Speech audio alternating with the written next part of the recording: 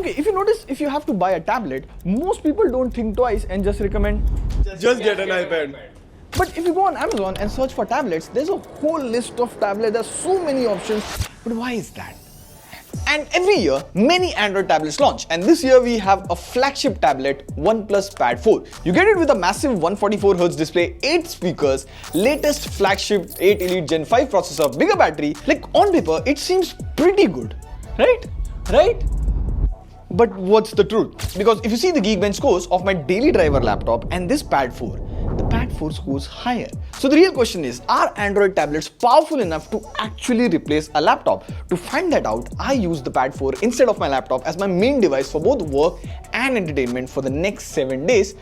And honestly, we'll see how the results go. And every video, we try to go an extra mile to get you the maximum return out of a video rather than normal unboxing. So like, it motivates the entire team. Pratik, TechWiser, let's go.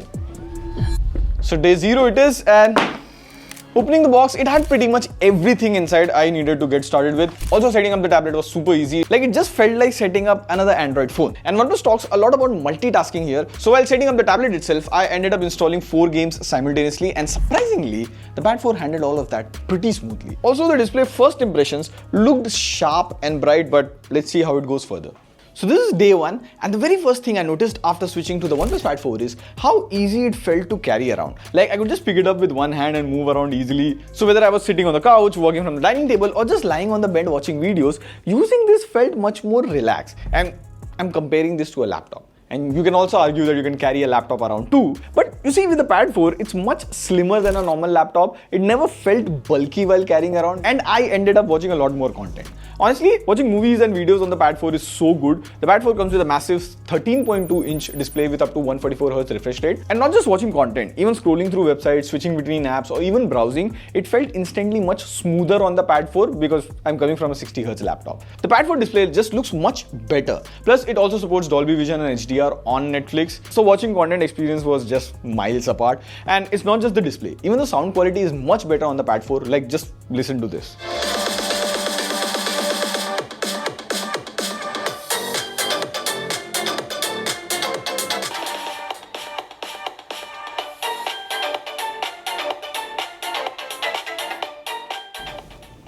So the Pad 4 here comes with 8 hi-fi speakers, and you can see these speakers from the magnet paper where they are placed, and they sound really good. They get loud, and the overall output or dialogues feel much clearer and richer compared to my laptop speakers. So of course, watching movies and videos on the Pad 4 was genuinely a lot more fun than my laptop.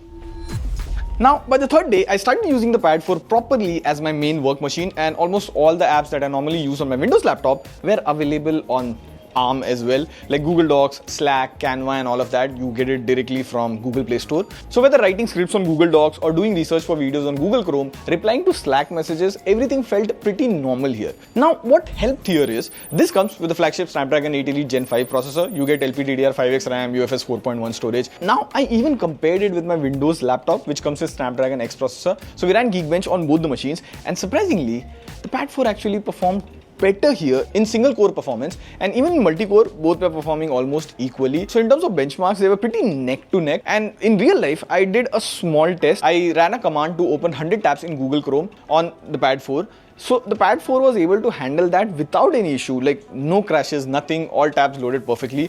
And one thing I genuinely liked here was how smooth multitasking was. Like, most of the time I was watching YouTube on one side while researching for videos on the other, or sometimes I was scrolling X while replying to messages side by side, and that multitasking was handled pretty smoothly. And whenever I switch to a tablet, it's hard to resist yourself from playing games. So first, I played Wuthering Waves on high settings, and here Pad 4 was handling the gameplay pretty smoothly, like there were no frame drops, lag, or anything. I also played games like Car X Street, Delta Force, and BGMI, and again, all the games felt pretty smooth while playing. In fact, in BGMI, the Pad 4 supports up to 120 FPS, so that's even an add-on. And even after doing all of this, multitasking, gaming, and watching content, I was getting around 9 hours of screen on time on a single charge, which is what I get with my laptop. So you start your workday with full charge, and you can go through the entire day without charging it back again, which is really good. And whenever the battery got low, charging it didn't take much time because the Pad 4 supports 80-watt fast charging, and you get the charger inside the box.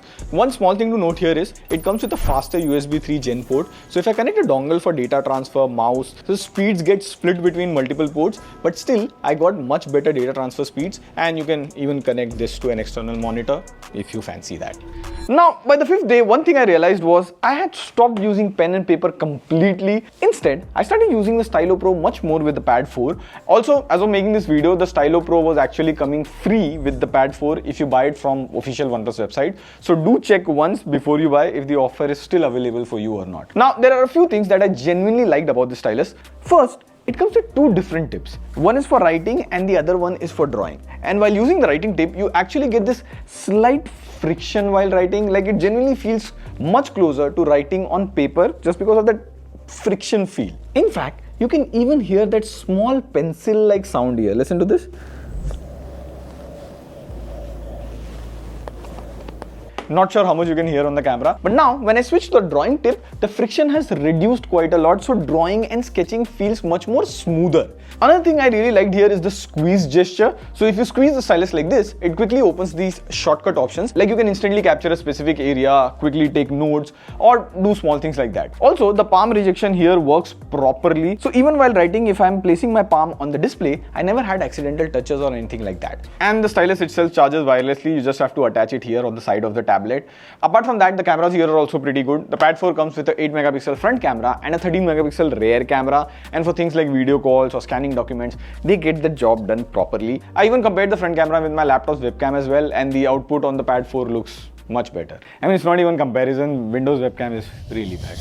Now, by the 7th day, I had pretty much gotten used to the Pad 4 completely, and now the part that made the biggest difference this time is the software experience. Like, if you remember from the Pad 3, Pad 2, I heavily criticized the Android experience on the tablet, but now the Pad 4 comes with OxygenOS 16 based on Android 16, and after using it for almost a week, I would say OnePlus has improved the tablet experience quite a lot, and this is with respect to a tablet. Like, Android on a smartphone versus a tablet are quite different, especially when it comes to multitasking. Like, now I can open a total of 5 apps in a floating window at the same time. So you can quickly switch between apps, move floating windows around, or even open apps in a split screen very easily.